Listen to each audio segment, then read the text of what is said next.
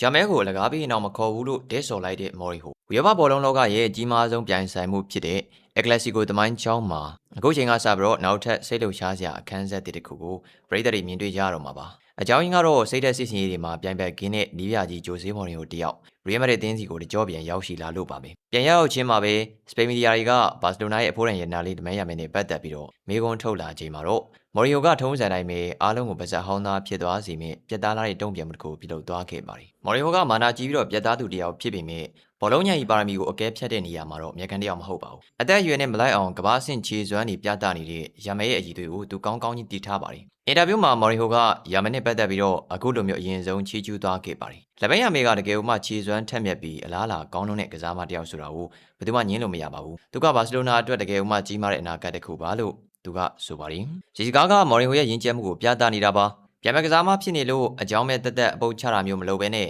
ကလေးတယောက်ရဲ့ထူးချွန်မှုကိုပဲရိုးတသားဝန်ခံအတိမတ်ပြုသွားခဲ့တာပါဒါပေမဲ့စိတ်ဝင်စားစရာအကောင်းဆုံးကအဲ့နောက်ကဆက်ပြောတဲ့စကားပါပဲရမယ်လို့ခြေစွမ်းမျိုးရှိတဲ့ကစားမကိုခေါ်ယူခြင်းသလားဆိုတဲ့မေးခွန်းကိုတော့မော်ရီဟိုကဘယ်သူမှမထင်မှတ်ထားတဲ့အဖြေမျိုးပေးခဲ့ပါတယ်တကယ်လို့ရမယ်ကိုရီယယ်မက်ဒရစ်စီကိုအလကားခေါ်ယူခွင့်ရမယ်ဆိုရင်တော့ကျွန်တော်ဘယ်တော့မှခေါ်ယူမှာမဟုတ်ပါဘူးဘာဖြစ်လို့လဲဆိုတော့ကျွန်တော်ရဲ့လက်ရှိရီယယ်လူစင်ကအင်အားတောင်တင်းလုံးနေပြီဖြစ်လို့အသင်းမှာဘယ်သူတမှနေရာမရှိတော့လို့ပါပဲကျွန်တော်ကစားမတွေကအကောင်းဆုံးနေပါလို့မော်ရီယိုကဆိုပါတယ်ဒီစကားဟာဘာစီလိုနာပရိသတ်တွေအတွက်ကတော့နားခါစရာဖြစ်သွားနိုင်ပြီမြင့်တခြားစဉ်းစားကြည့်မယ်ဆိုရင်မော်ရီဟိုပြောတာကအတော်လေးကိုယုတ်တိရှိနေပါတယ်လက်ရှိရီယယ်မက်ဒရစ်ရဲ့တိုက်စစ်ပိုင်းကိုကြည့်မယ်ဆိုရင်ကလင်အမ်ဘပေဗီနီစီယက်ဂျူနီယာရိုဒီဂိုဘရိုင်ဒီယက်အာဒါဂူလာနဲ့အန်တီတို့လိုကမ္ဘာအဆင့်ကျေပွင့်နေလူငယ်ပရာမီရှင်တွေနဲ့အပြည့်နှက်ဖြစ်နေတာပါဒီလိုအနေထားမှာဘလောက်ပဲတော်တဲ့ကစားမလာသူအတင်းရဲ့ဟန်ချက်ကိုအပြတ်ခံပြီးတော့နေရာပေးစရာအကြောင်းလုံးဝမရှိဘူးဆိုတာကိုပြက်ပြက်သားသားရှင်းပြလိုက်တာဖြစ်ပါတယ်ကျွန်တော်မြင်ကိုပုံဝင်လင်းလင်းပြောရမယ်ဆိုရင်တော့မော်ရီဟိုရဲ့ဒီစကားကရိုးသားမှန်အင်တာဗျူးဖြေဆိုရင်တက်လုံးဝမဟုတ်ပါဘူး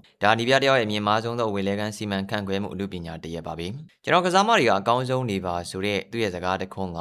ရီယယ်ကစားမတွေရဲ့ရင်ဘတ်ထဲကိုတိုက်ရိုက်ရောက်ရှိသွားမှာအသေးချပါခင်ဗျာကစားမတွေအနေနဲ့ငါတို့ရဲ့နီးပြကဥရောပရဲ့အတောက်ပါဆုံးလူငယ်ကျယ်ပွင့်လေးထက်ငါတို့ကိုပိုပြီးတော့မှယုံကြည်အားထားတယ်ဆိုတဲ့ခံစားချက်မျိုးရရှိသွားတဲ့အခါမှာသူတို့ရဲ့စိတ်သက်ပိုင်းဆိုင်ရာနဲ့ယုံကြည်မှုကအမြင့်ဆုံးမှတ်ကိုရောက်ရှိသွားမှာပါဒါကကိုကစားမတွေပေါ်မှာဘယ်လောက်ထိယုံကြည်မှုအပြည့်အဝပေးထားတယ်လဲဆိုတာကိုလှလှပပကြီးတက်တည်ပြလိုက်တာဖြစ်ပါတယ်ခင်ဗျာမော်ရီဟိုကသူ့ရဲ့ကစားမတွေကိုပြင်ပက PR တွေဝေဖန်မှုတွေရောက်မလာအောင်လို့တိုင်းတစ်ခုလိုမျိုးအများရန်ကာကွယ်ပေးတတ်တဲ့နီးပြမျိုးပါအခုလဲပြိုင်ဘက်အသင်းရဲ့အကောင်းဆုံးလူငယ်လေးကိုချီးကျူးရင်းနဲ့တစ်ဖက်လဲနဲ့ကိုလူတွေကိုအမြင့်ဆုံးရအောင်မြင့်တင်ပေးသွားတဲ့မော်ရီဟိုရဲ့စကားပြောစွမ်းရည်နဲ့အသင်းပေါ်ကာကွယ်ပေးမှုကတော့တကယ်မှအထာကျလုံးပါတယ်ဒီလိုပြောလိုက်ခြင်းအပြင်စပိန်မီဒီယာရဲ့အာရုံစိုက်မှုအားလုံးကသူ့စီကိုပဲရောက်လာမှာဖြစ်ပြီးတော့ကစားမတွေအနေနဲ့ PR ကင်းကင်းနဲ့လေ့ကျင့်ကိုပဲအာရုံစိုက်နိုင်တော့မှာပါအချုပ်အားဖြင့်ပြောရမယ်ဆိုရင်တော့မော်ရီဟိုရဲ့ဒီစကလုံးတွေကလာမယ့်အက်ကလစီကိုပွဲစဉ်တွေစိတ်သက်ရေးရစေခင်မှုကိုကြိုတင်စတင်လိုက်တာပါပဲပြိုင်ဘက်ကိုလေးစားမှုပြသရင်းနဲ့ကိုအသင်းရဲ့အင်အားကိုဂုဏ်ယူဝင်ကြွားသွားတဲ့မော်ရီဟိုရဲ့နီးပြူဟာတွေအောက်မှာဗီယက်မက်အသင်းသားတွေဘယ်လောက်ထိကြောက်စရာကောင်းလာမလဲဆိုတာကတော့စောင့်ကြည့်ခြင်းစရာပါခင်ဗျာပရိသတ်တို့အနေနဲ့ရောရမဲလိုပါရမီရှင်လေးကိုအလကားရရင်တော့မလိုချင်ဘူးလို့ပြောထွက်တဲ့မော်ရီဟိုရဲ့မိမိကိုနဲ့မိမိလူချင်းပေါ်ယုံကြည်မှုလွန်ကဲနေတာကရီယယ်မက်ဒရစ်ရဲ့အကျိုးရှိနိုင်မလားဒါမှမဟုတ်တမန်တက်ရောက်မှုတွေဖြစ်လာနိုင်မလားဆိုတာနဲ့ပတ်သက်လို့မိမိတို့ရဲ့ကိုယ်ပိုင်အမြင်လေးတွေကိုလည်းပြောပြပေးသွားခဲ့ကြပါဦးခင်ဗျာ